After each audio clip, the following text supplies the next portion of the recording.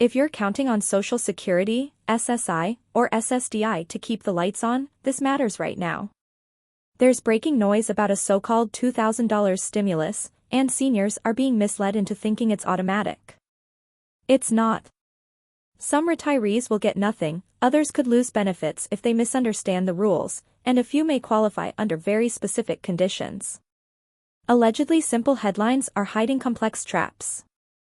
Stay with me, because one wrong assumption could cost you real money. If you are interested in this topic, please like, comment, and share to pass this information to others, and I will give a heart. Let's slow this down and cut through the noise, because confusion right now is the biggest threat to your income. You've probably seen the headlines or heard it from a neighbor or an allegedly official-looking video online claiming there's a $2,000 stimulus check coming for retirees. That message spreads fast because it hits real pressure points on rent, groceries, prescriptions, and utilities that keep going up while fixed incomes stay tight. But here's the hard truth: there is no universal $2,000 stimulus check for everyone on Social Security, and believing that can lead people to make costly mistakes like delaying bills, skipping legitimate assistance programs, or ignoring SSA letters that actually matter. What's happening is far more targeted and far easier to misunderstand, and that's exactly where seniors and disabled Americans get burned. Social Security is not one program, it's a system of different benefits, and understanding which one you're on changes everything. If you receive Social Security retirement, SSDI, or survivor benefits, your check is based on work history and contributions paid into the system, not need, and those benefits do not suddenly increase because of stimulus rumors.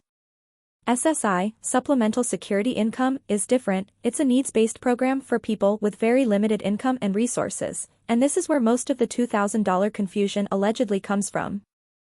For SSI recipients, $2,000 is usually not a payment at all, it's a resource limit, and going even $1 over it can suspend benefits. That means believing a $2,000 check is coming and failing to report or handle money correctly can actually cause someone to lose assistance instead of gaining it. The stimulus talk you're hearing usually comes from three places: state-level relief programs that only apply to certain residents, retroactive payments from appeals or recalculations that feel like stimulus but are really back pay, and tax credits or rebates that require eligibility and paperwork.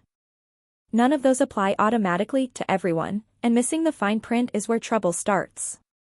The most dangerous source, though, is pure misinformation: AI-generated videos and recycled headlines that look official, sound urgent, and allegedly exist only to drive clicks, not protect your benefits.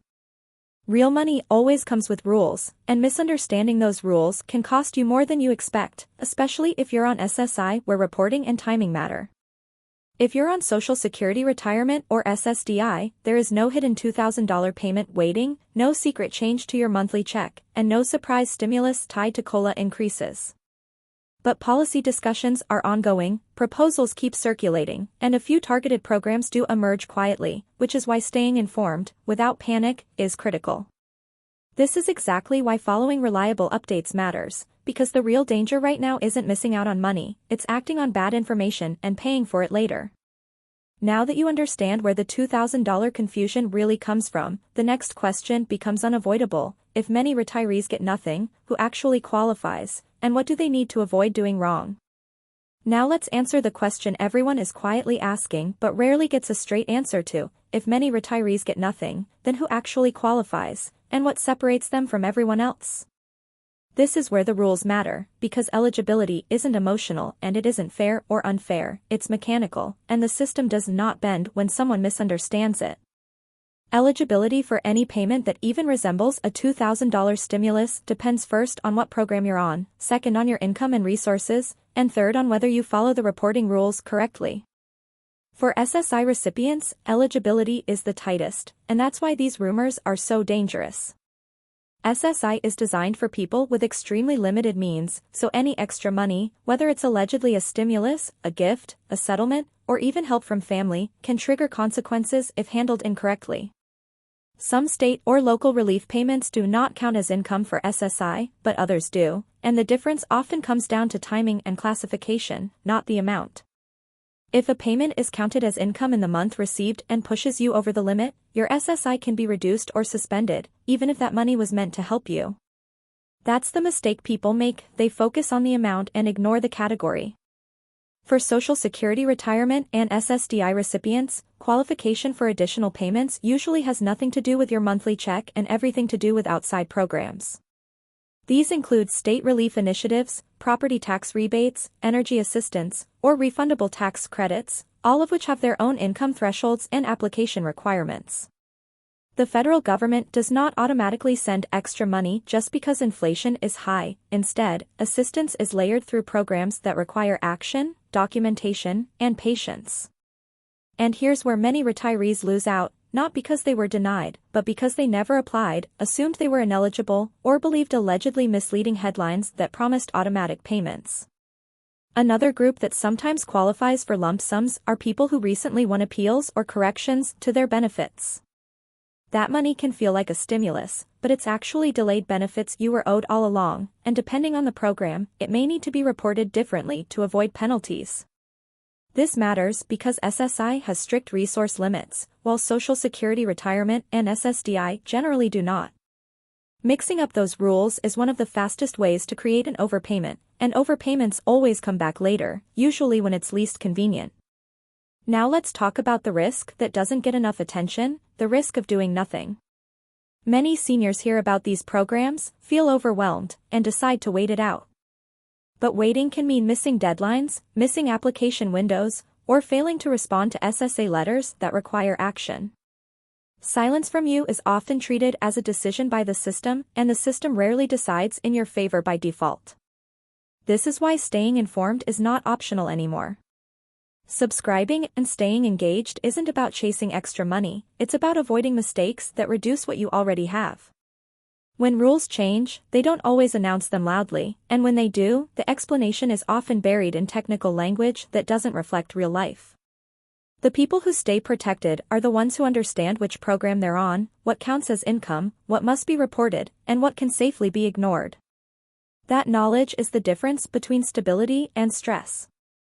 And now that you know who may qualify and why, the next concern becomes even more important: what actions, assumptions, or delays could accidentally cost you benefits you're already receiving. That's where the real danger is, and that's exactly what we need to talk about next. Now let's talk about the mistakes that cost people money, because this is where confusion turns into real financial damage. Most benefit losses don't happen because someone did something illegal or dishonest, they happen because someone made an assumption that felt reasonable but was wrong under Social Security rules. One of the biggest mistakes is assuming that if a payment is called a stimulus, it must be safe. Names don't matter to the SSA, classifications do, and allegedly helpful payments can still count as income or resources if they're not excluded by policy. SSI recipients are especially vulnerable here because timing matters just as much as amount. Money that doesn't count in one month can count in another, and money that's excluded when spent quickly can become a problem if it sits too long in an account. That's why some people receive help and then, months later, get a letter saying they owe money back. Another costly mistake is ignoring mail from Social Security because it looks routine or confusing. SSA letters are rarely urgent in tone, but they are urgent in consequence. A request for verification, a notice of review, or a redetermination letter can look harmless, yet failing to respond can suspend benefits automatically. The system assumes silence means non-compliance, not confusion. There's also the mistake of relying on secondhand information from friends, family, or online videos that allegedly went through the same thing. Social Security decisions are individualized, and what worked for someone else may be completely wrong for your benefit type, income level, or state. Copying another person's approach is one of the fastest ways to trigger errors. Another overlooked risk is failing to report changes because they seem minor. Small changes add up, and the SSA looks at patterns over time. Moving money between accounts, receiving help from relatives, selling property, or even holding onto cash for emergencies can affect SSI eligibility if not handled correctly. People assume the agency will catch mistakes immediately, but in reality, problems often surface months or years later, when repayment is harder. For Social Security retirement and SSDI recipients, the danger isn't usually losing eligibility, it's overpayments and deductions. Working part-time without understanding earnings limits, misunderstanding trial work periods, or assuming deductions don't apply anymore can lead to reduced checks later on. Overpayments are not theoretical, they are common, and they are rarely forgiven without a fight. Another serious mistake is believing that no news means no change. Policies evolve quietly, forms get updated, and procedures shift without headlines. People who don't stay informed are often the last to know and the first to be impacted. This is why staying connected to reliable updates matters. It's not about fear, it's about foresight. When you understand the rules before a letter arrives, you respond calmly instead of reactively. And that calm response is what protects your income. Now that you know the most common mistakes and why they happen, the final piece is understanding what actually keeps you safe moving forward, how to stay compliant, confident, and protected as rules and discussions continue to evolve. That's what we'll close with next. Now let's bring this home, because the goal isn't just to understand the rules, it's to stay protected as things continue to change.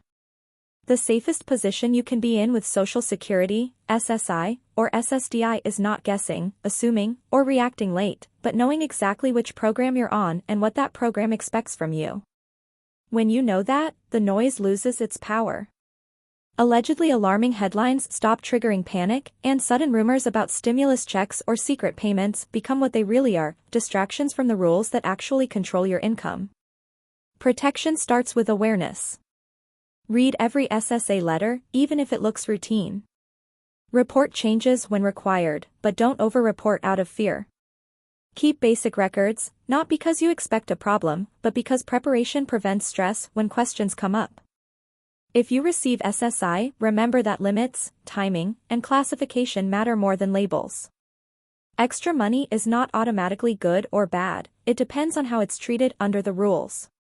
If you receive Social Security Retirement or SSDI, remember that your benefits are stable, but not immune to deductions, overpayments, or administrative errors. Staying informed helps you catch issues early, when they're easier to fix. This is also why engagement matters. Asking questions, sharing experiences in the comments, and staying connected to reliable updates isn't about promotion, it's about community protection. When people compare notes responsibly, patterns emerge, and those patterns help others avoid mistakes. As policies continue to be discussed, revised, and sometimes quietly adjusted, the people who do best are the ones who stay calm, informed, and proactive. You don't need to chase every rumor, but you do need a trusted filter. That's what this space is meant to be. At this point, you now understand the truth behind the $2,000 stimulus headlines, who may qualify for assistance, who will not, and why misunderstanding the rules is far more dangerous than missing a payment. That knowledge alone puts you ahead of most people.